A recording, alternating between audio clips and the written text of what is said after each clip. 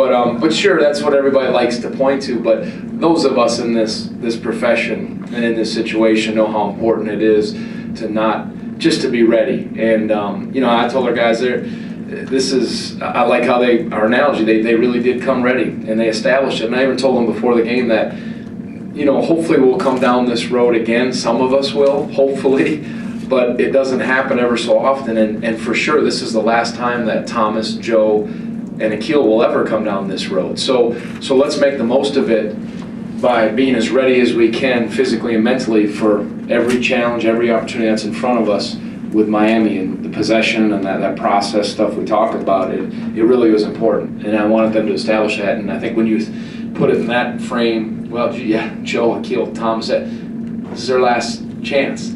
And so to overlook anything would be foolish.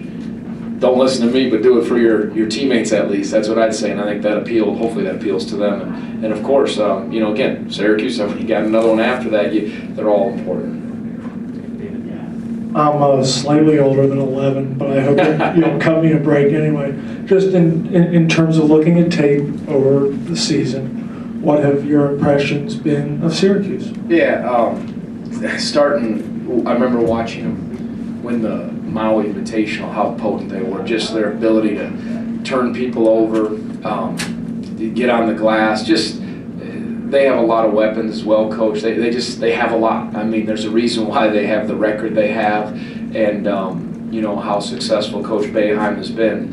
And you have to play at a very high level. Not perfect, but you have to play at a very high level to compete with a team like that. But to be in this spot is terrific. We're at our place, and we'll know we'll have to do certain things well, but the formula doesn't change for us. And I just, because there's so much excitement around it, we're not going to be different. We're just going to have to be as good as we can. Coach, obviously this game, in terms of magnitude, draws a lot of comparisons to the Duke game last year. How is it different, or do you prepare your team differently going in as someone that's kind of expected to win this year, as opposed to last year where you kind of shocked the college basketball nation for a day? Yeah, I mean, we're fighting for an opportunity to have a crack at a conference championship, which is a big deal to me, Doug. I don't know, it is. No, I think I'm joking on the question. It is. You play this long, and so that means something.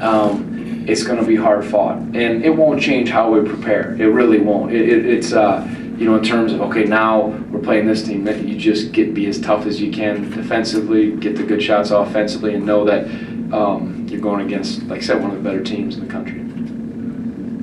My colleague, Mr. Teal, tells me Miami was 16 of 31 on threes the last two games.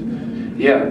What was your strategy going in? And yeah, that was a concern. You know, because they beat Carolina on the road, beat Florida State, but they'd won 3 of their last 4, and I watched them against, looking at that Boston College score, after Boston College obviously played well against Syracuse, beating them by 27, and how they played Notre Dame. They did shoot it well, and with their ability to rebound and get to the lane with their ball screen offense and driving, when they add the three-point shot, then they become dangerous. So we talked about first things first, we try to take away the lane, but be great on our closeouts. We worked real hard this week on our closeouts, trying to get to shooters with high hands, and again, a couple open ones they just missed, but I thought we bothered a lot. I think they were mostly contested, at least it appears that way when I look at film. Hopefully I'll feel the same, but the percentages are staggering when people shoot and you chart a contested shot versus an uncontested three. It's almost a 20% difference. That's just a hand bothering it, and that's really important, an important stat for us, and certainly for threes. Tony, you guys did it again tonight, 16-5 run coming out at halftime.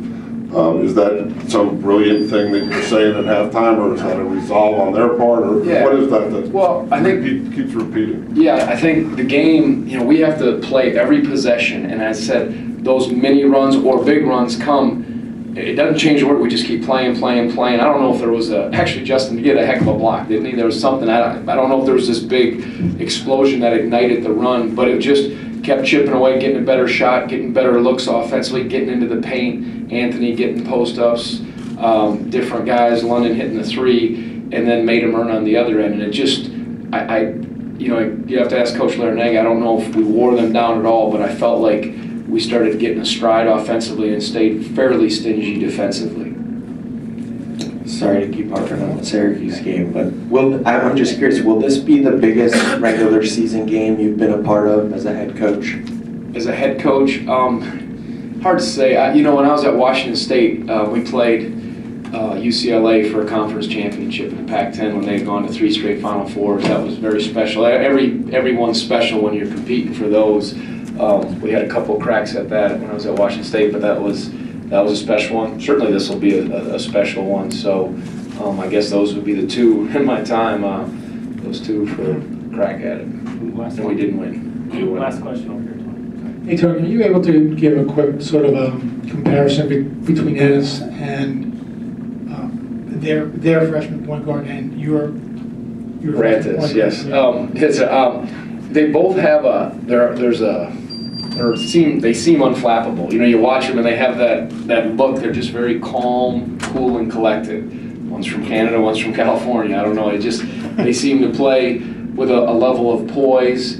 And I think Ennis has scored more and done some things. It's good to see London do that today. But I think that similarity, they let the game come and they don't seem to get sped up in their mind or on the floor, and you see some similar things that way. Ennis might be, a little longer, a little taller. He's a heck of a player, but I think our point guard's a heck of a player too. But you see that calmness, that poise that you like a point guard to have, the feel and the headiness.